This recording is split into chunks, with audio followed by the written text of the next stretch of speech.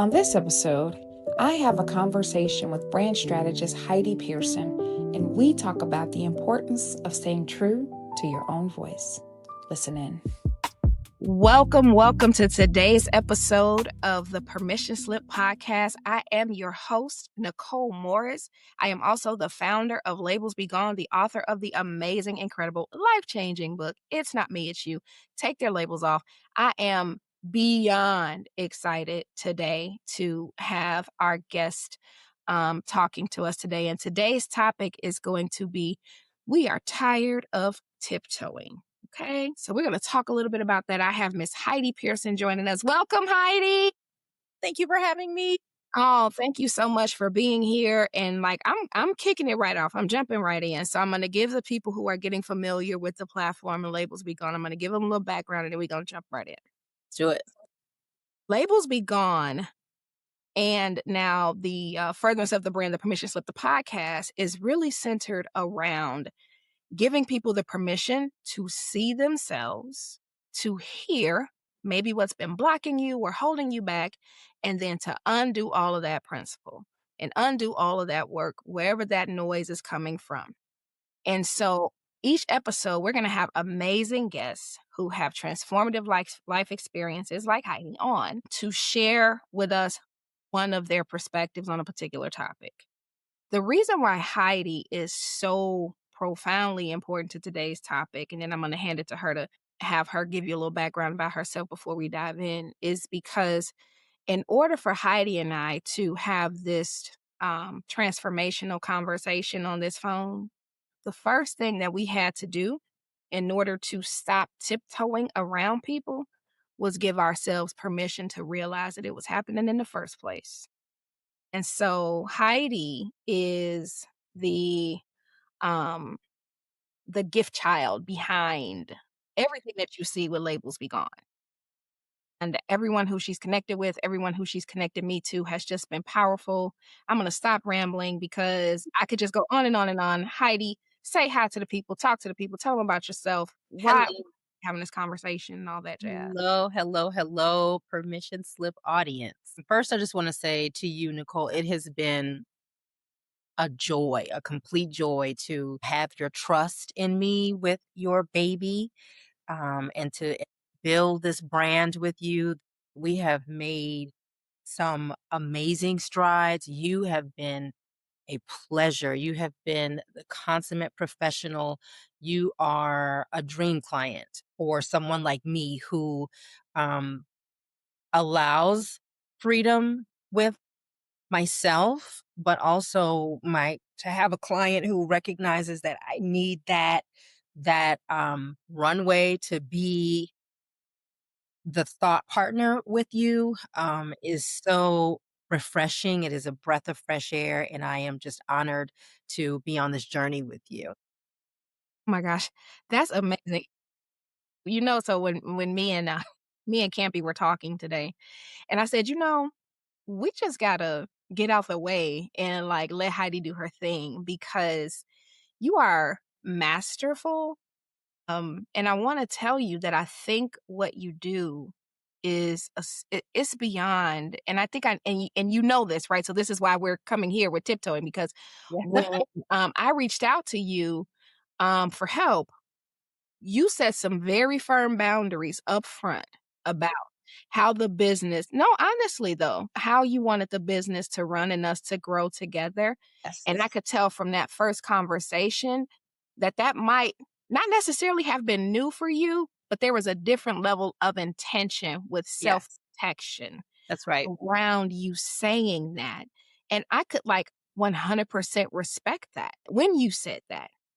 Campy and I were talking today, and I was like, you know what you do, who you are connected to, how you are helping us birth God's bigger purpose in the earth for all of us. Yes.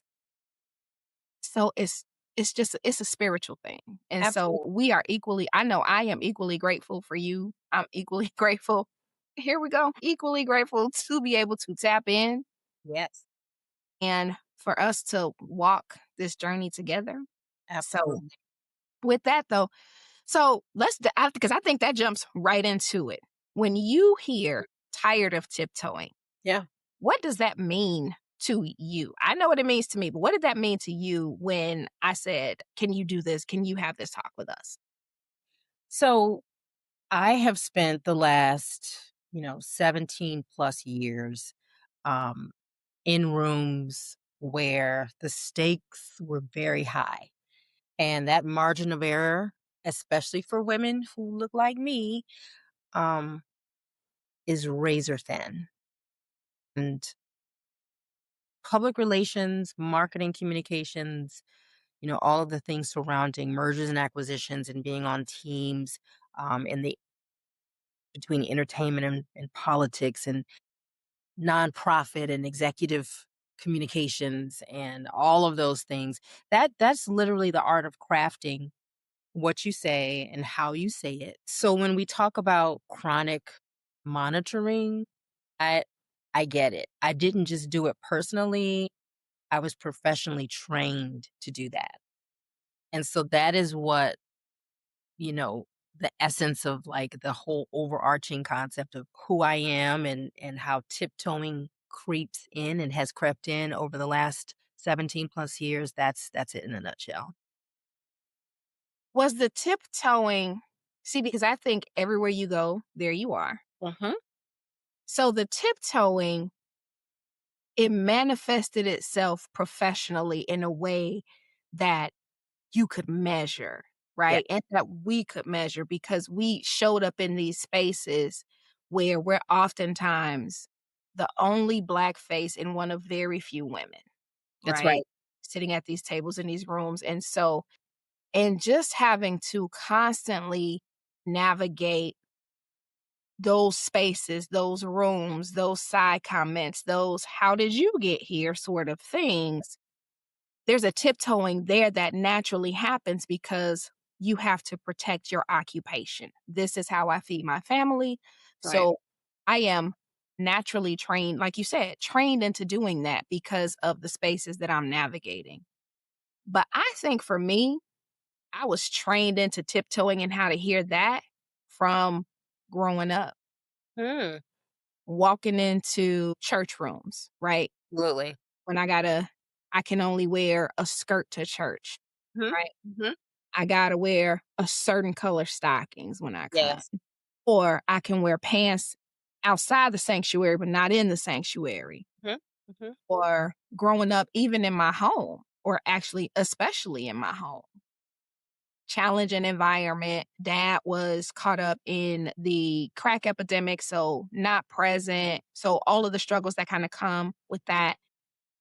I was on eggshells in my house as a kid, Yeah. learning how not to I think, like, tiptoeing comes from trying not to be victimized.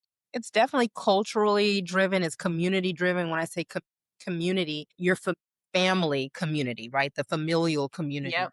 Yep.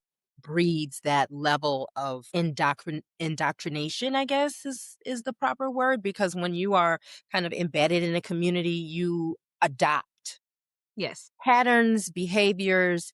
We also consume the way that people the nonverbal treatment, if you Yes. will. Yes. Communication is only it is only 7% of the words you say. Everything else is a combination of nonverbal That's right. or tonal Yes. or even, empathy, right? I'm feeling not and a lot of people hear empathy and think like how I'm able to put myself in somebody else's shoes, but it really is feeling. That's right. And so what I feel when I walk in a room, you can feel a tension. It's like, whoa, let me figure out what this is before I just dive in. Yeah, let me adjust myself. Let me, Come adjust on. the temperature. Yep. You walk in a room and it's like, eh. So you either shrink, you either silence yourself.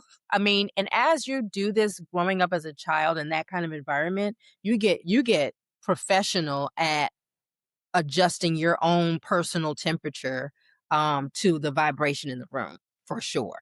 Especially when it comes to managing the hierarchies family wise. So if the vibration is coming from an elder, if the vibration is coming from a young cousin, if the vibration is coming from a sibling, depending on where that sibling falls in the family spectrum, you figure it out because, you better not be too flippant with the elders. You better learn how to be seen and not heard, or, oh, this is the auntie I can't be comfortable with. I have to button up, quiet up, shape up, Mhm. tiptoe, you know? Tiptoe. Yeah. Yeah, and I think a lot of people, right, like, as we get older, right? Because one of the things we talk about and I was like, I think season 2 is we probably gonna dive into some of this messy middle conversation, right? I love it. My favorite.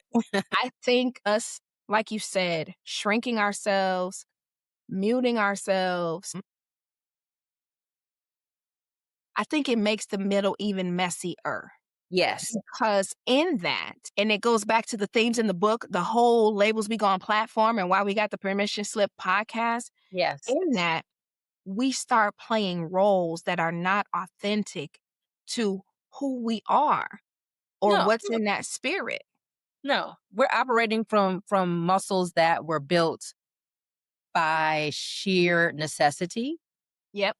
right? So it was a necessity to button up and tiptoe around XYZ community, right? Whether it's family, friends, external, we'll say external communities and internal communities play on internal and external. We're operating from muscles that were built by necessity. We had to behave this way, so it's like muscle memory.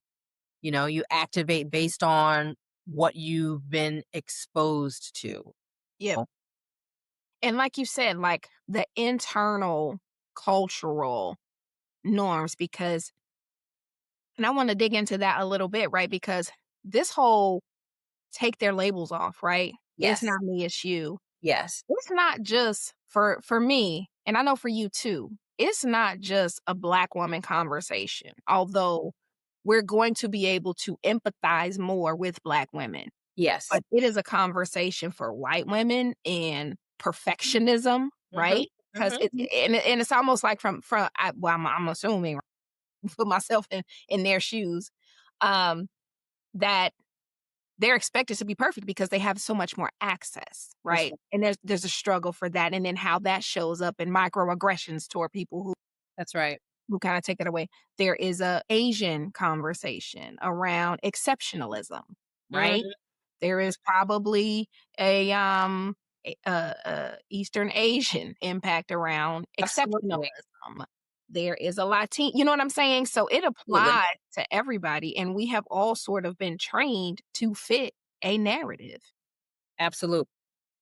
Right, so I gave my kids permission. Raising my kids, I gave them permission to see themselves because I didn't want them to have those battles. Now, I gave them some other stuff too, parenting them out of my trauma, but they Exactly. did good. I did good. I gave them some other stuff You did too. amazing. You did Yeah, amazing. no, I did, but I gotta own it, right? But I gave them permission to see themselves. So, what does it take from us when we do this all the time since we've been trained, like both personally and professionally? What did it take from you? And what are you doing? Like, how are you taking it back?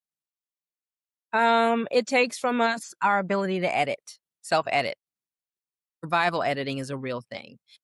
There's a difference between and Talk I'll about survival editing. That's a new term. Okay, come on. yeah, I'll make this parallel. There's a difference between strategic communications, and I'm relating this back to the work that I've done because, and I'll say this, we often spend more time once we, reach a certain age and we're in our careers. We spend more time in workplaces and spaces than we do in familial places and spaces, right? And so then work begins to take form in shaping who we are completely involuntarily, but just by sheer like rules of engagement. We There you go, there you are. everywhere you go, there you are, kind of as your work person, right? Mhm. Because you've been in these places and spaces as a grown adult, experiencing all of these things, and so it carries over sometimes to our friendships and our familial relationships and all of the above, and everything in between, rather.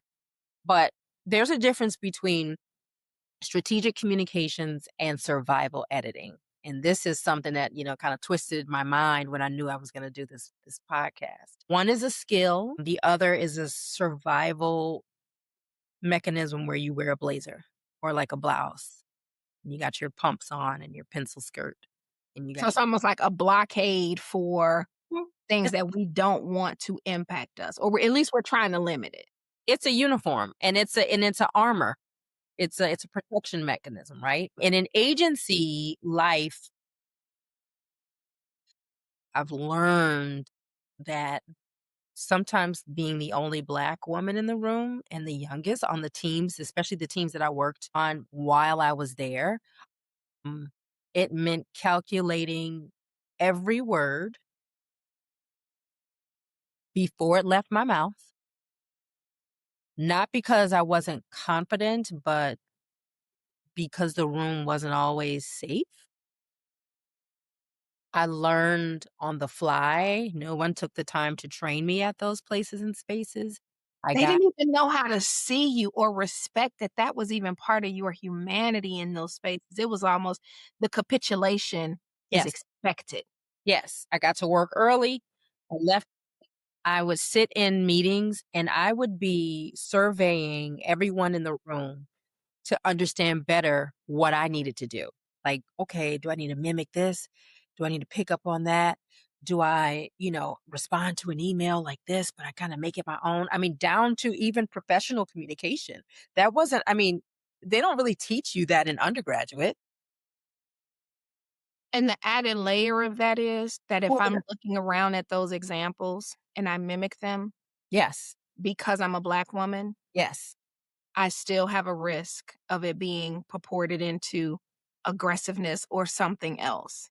And Or so it's like, something. even if I'm learning and I'm doing those things, it's almost like those edits aren't enough. And so, like, I know I found myself contorting myself even the more, trying Yes. to find acceptance. I mean, there is a cost to that behavior. Personally, the real cost of it all is we stop trusting our own instincts. We second guess our guts because we've been, you know, overdriving it for so long and thinking, if I don't do this, they may look at me as not being smart, not being capable. It builds a level of anxiety that's not good for Black women, for any woman, to be quite honest. It's just not good for your psyche. And it doesn't, it breeds unhealthy expectations in oneself when the goal is not to be perfect. It is to be consistent and to show that you are coachable, trainable. The sophistication, your professional sophistication, it develops naturally. You didn't get where you were in one day, in one year. It took X amount of years for you to get there. And look, So, are you you familiar with the Emma Greedy conversation that's happening and kind of some of the backlash that some people are giving about her comments about how to show up into a workspace, and the dangers of that for Black women? ooh, tell me more. So, and I haven't dug into it a whole lot, but just listening to this conversation and about editing ourselves made me think about that. So, Emma Greedy is a Black British woman who was on Kiki Palmer's podcast Ooh, probably last week, okay. and she is giving tips in the natural American way is to see a Black woman and equate her to all Black women, right? Wow. So I'm not saying that that's wrong or right or whatever, if that was her intent or not, but having this conversation, so a lot of Black women were like, "No, we can't just show up in a space No, like this and no. say that." It's dangerous to our psyche to set that as a mark for us. But Yes. then on the flip side of that, for me, I hear like, "But we still have to show up in some of the excellence Mhm. that is present." But in that, like, it's just all of that makes it easier for us to get lost in the sauce. Yes. For me, I know I definitely took it home. When you talk to my kids, they will tell running jokes right now about how, like, their early childhood, I was drilling excellence into them. Like, you gotta be excellent. And so my daughter, she's like, "Excellence." I used to tell my daughter every day when I dropped her off, every day, and if she were here, she would tell you. If she were here, I would ask her to say, "What did I used to say to you before you got out of the car?" And I would say to her every day, "Make excellent decisions." Mhm. Mhm. And she gonna appreciate that later. They be fussing around a certain age, but now my kids are so grateful for excellence. For excellence? I mean, a half of me sometimes at this point, being a veteran mom now of 17 years, Veteran mom that get scars I'm a, and all. I'm a, I'm super official, surviving life with a 17-year-old. Did we put too much excellence expectations on them? I mean, they are going to do well because they've seen us do the work. They've seen us transform. They've seen us go from one point to the other. They've witnessed us probably. My daughter personally has witnessed me through graduate school, a very rigorous program, in addition to having a very rigorous job and career and run a business at the same time. I wonder, are we doing that professional performance for them? I'm gonna say that being on the other side of it Yeah. with, kids in their mid-20s who have legitimately set themselves apart from their peers, Ah, I am going to say we did the right thing. And I'm going to say, receive it. standing on our shoulders, I know my kids are leapfrogging. Okay. Receive that. Thank you for this impromptu lesson because I just wanna let you know, and especially, like, for my family, it's not generational, right? Like, it is, but it's not. The belief in ourselves to access success, yes. not generational. And So, quiet ambition gets us nowhere. facts. I used to actually I used to get on I'm recently kind of getting on myself like, because you can't be too, right? Looking like What you me. mean too? You can't be too much, too smart, too sharp, too ambitious, you can't because it makes people uncomfortable You're around. when I tell you, and we'll talk offline about this, I had an experience this week because I was 2. But the thing was, I'm I'm just trying to get it done. I'm not trying to be 2. Sure. So, am I 2 or are you not enough? But Imma leave it right there because I don't know if somebody might listen to this podcast. So, in any event, maybe I might edit that out. But it's like, and then, like, how do I I'm trying to be 2. I'm just doing job. Well, why are you honing into my two? Because why is that like a thing that you're Yeah. And then we edit ourselves. So, I'm gonna pivot. yeah. Why'd you change? Why'd you do something different? I'll go here. Do not want to be performative in my professionalism. I want to always show up. It got you where you are. Why not keep it up? Well, now I feel like I don't have to because I'm in rooms on purpose. I am in rooms by invitation. I am requested. What I bring to the table for organizations, for clients, it is requested. It is invited. It is welcomed. It is verbally affirmed. I feel valued. And so performance is unnecessary. I don't have to perform. I either know it or I don't. And I am confident enough to communicate and authentically express. I know more about what I don't know than what I do. But one thing I am is resourceful and I am a purist when it comes to being an implementer. See the big picture, I'm gonna run to it. People who see me, that is what draws me to them. They're drawn to me because of that. I truly believe that. They tell it to me. And so I didn't feel the need to continue to perform. I think high functioning women are often the best, circling back into tiptoeing. They do it well because we're we're tuned into a superpower at all times. We have to, put on our armor and go out there and get it because that's the expectation. But a superpower that's always switched on becomes burden. It's a burden. It's heavy because like, I don't really feel like being on today. But that's what they expect when you perform. So if you can weave in that, your authenticity through that, just really show up who you are as you are, people there's grace that's kind of woven into that space. So yeah. That is very factual. Now I'm gonna say why I stopped tiptoeing. Mhm. I stopped tiptoeing because my spirit could no longer handle it. You're too heavy. It's too much. And I stopped tiptoeing in every area of my life because tiptoeing was literally killing me. My blood pressure had spiked. I was in the doctor's office, and this is before I started kind of moving around the country in the pandemic. And if people buy the book, I go into it a little bit in the book, but I had gotten a prescription for lorazepam for anxiety. I refused to take it because I knew, and I don't know how I knew this, but I just knew that that was going to be a band aid. And if I wanted the healing and I just didn't want to feel like that anymore, I didn't know what to do. I just knew I wasn't going to do that.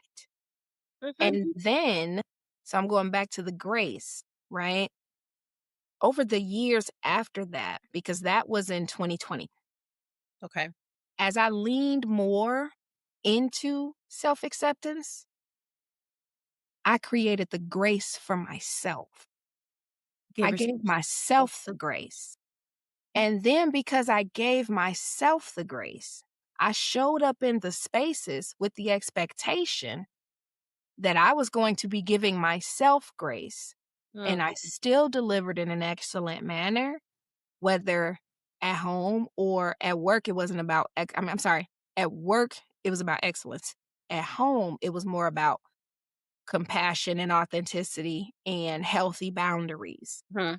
But because I did it for and to myself first, Yes. I was able to shape those spaces around into and connect with wonderful, amazing people like you and actually keep the connections and correct because I've it's happened my whole life.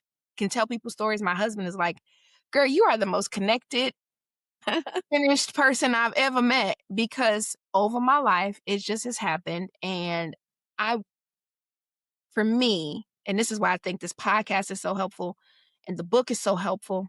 Yes. For me, I didn't see myself that way. I mean, it's difficult constantly being the bridge, right? Constantly being the translator, constantly being the one who makes the room comfortable for everyone except yourself is too much. It's Yeah. above us. Let somebody else do it. Yes. Let And somebody if else. and you know what? And if it fall apart, then it wasn't meant to hold together. Did you show up and do your part? And if you showed up and did your part, then that's all. That's all that you can do. You know, there will obviously be people for whom we extend a little more and maybe events. Yeah. But then after that, look, take the cape off, put it down. We are not killing the pig and making the bacon and making the dinner. Like we're not doing all that anymore. Like I'm gonna do my part Yes. and my part is enough. Yeah. I mean, I will admit this. I was the person other people came to for counsel and authenticity while I was quietly managing my own performance. And that's the irony of that is, That's big. That's huge. yeah, To even call that out. yeah. Wow. I don't want to feel like that's what I have to do all the time. I don't want to wear that. When I'm tired, I want to go to sleep. I want to close my laptop and go to sleep. Yep. And I just wanna, slide this in just as a pivot slightly is I appreciate our working relationship and friendship as well because you have a way of being tapped in and picking up when I'm, like, a bit overwhelmed, and I mean, that's one of the things that I deeply appreciate about this experience and, like, who I am on this side of providing strategic counsel to clients, and that's why I work with who I work with because this is we are working as our real selves in our real lives, and there's a fine line between that, the balance of that all. And I just appreciate for being seen as a human, not a machine, for being respected as a capable person who gets things done, who moves the needle, but I'm a human being. I'm a mom, I'm a woman, Jesus. And life's for everybody. Life's. It get different ways that it lifes. Yes. It lifes for everybody. Yes. I'm gonna ask you this. Mhm. When you started to undo the need for tiptoeing, what was that like? More for externally, right? Because it's a relational dynamic that's gonna Yes. change. So what was that like if people decide, "You know what? This is something I wanna do, too. I wanna take my power back." What can they expect as they go to start undoing the need to feel like they're walking on eggshells or tiptoeing? Well, when you spend years editing yourself before anyone asks you to, you can lose the thread of who you actually are versus who you've learned to present. Yep, fact. And at this point, for anyone listening, I think anyone listening, I hope the age 18 and up or 17 or whatnot, because I would say this to a young teenage person, drop that habit. As soon as your gut tells that to you, as soon as your gut tells it to your mind, remove it. Remove it. It will take so much out of you and away from you. And you'll spend a lot of time apologizing to yourself. Not about being perfect. It is about maintaining your sense of and be grounded in who you are, right? You're there for a reason. You know what you bring to the table. Because if you weren't supposed to be there, you wouldn't. My current CEO of the organization that I work for right now, she is one of the most, I mean, she's always so spot on with the words that she delivers when she's speaking in the room. And one thing that she said recently at one of our organizational institutes, she said, let me get it straight. It was something to the order of, I belong in every room that I walk in. Every seat, every table. I take up space in every space that I am in. Period. Unapologetically. And give permission for the fullness because Yeah. sometimes when you are used to I'm gonna speak from my experience. When I was used to shrinking, I was shrinking because I was avoiding the backlash. Yes. Now I lean into it and Mhm. I stand my ground and I stand my boundary. And the thing that has hold my boundary, the thing that has kept me grounded Yes. when that happens, honestly, is integrity. Yes. Integrity and authenticity, because I don't have to question myself on my motives, on why I am doing a thing or having an approach the way that I'm having it. I know my intentions. Absolutely. So only someone who might be intimidated, that's the word, right? By what they see, experience, feel, or whatever from you to cause you to want to shrink. Yes. Only somebody else would raise a question in a way that would cause you to question yourself. And so as I began to take my power back, I had to lean into the conflict. I had to lean into the undermining questions. I had to lean into the microaggressions. I had to lean into it and be like, I can't be put off by it because if then I'm going to continue to be edited. And that's not who I wanted to be. Not at this age, not at this space, not at this level of creation. Now, No. the purpose behind the book, right, is for people to have consciousness about some of these labels, these things, these behaviors, and then make a choice because it might be easier for some people to remain edited. You may not want to do that work, and there is no judgment. Mhm. But there's some people who will wanna do the work. I wanted to do the work. I wanted it on my terms, and at least that way, my capitulation was also on my terms. Exact Exactly. I mean, what we're building with Labels Be Gone is something that cannot grow and come into fruition in a filtered situation. You can't build a big old brand in a filter situation. I'm sorry.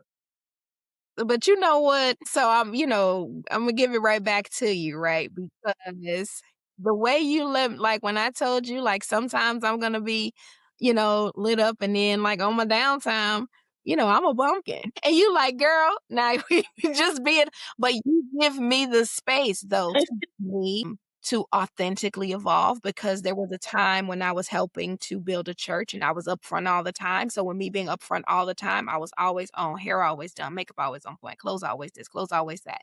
But Right. the minute I didn't have that pressure, I went right back to, and not that it's bad, it's not bad to be any one way or the other, but just the ability that you recognize, right, how to grow me up. Yes. It is, Because look at you. Look at you even right now. I mean, look at this bright, glowing light. Honey, let that shine. look, it even in like, so you saw my video the other day about celebrating a book. I would have never done that before, but I'm like, Well, if people knew how hard we worked on this thing, it's okay to be a little relaxed. We're in t-shirts today. I mean, today we have blouses and whatnot, but this thing requires bonnets, ponytails, yes. and makeupless faces sometimes. Yeah, So and listen, even while we're doing remember we had the meeting with the attorney and we were like, everybody was having lunch, and she was like, "I love this." I'm like, "This is what we gotta do. that's what we have to do. This is what Yes, we're gonna keep doing." And so, world, I'm gonna be showing you more of that so I can learn how to, because that's truly like the reality is that's an edited project absolutely. right now, right? And I'm a edit that. I mean, they'll get to be on that journey with me. Heidi, where can the people find you, connect with you, learn more? Where can people find you, connect with you, follow you? I mean, you truly have, you are quiet on what you do and Yeah. the impact that you have, but your ripples are massive. And even if you people need to know the work that your clients are doing. So how can they find out more about all things connected to you, if not you directly? Yes. I mean, I will say this. I am quiet, but I am very clear about my assignment. I am razor sharp clear about what I bring to the table. So that work isn't always loud because it is always evolving. It is experimentation at its highest level. And I'm driven by ensuring that because people are entrusting me with their brands, failure is not an option.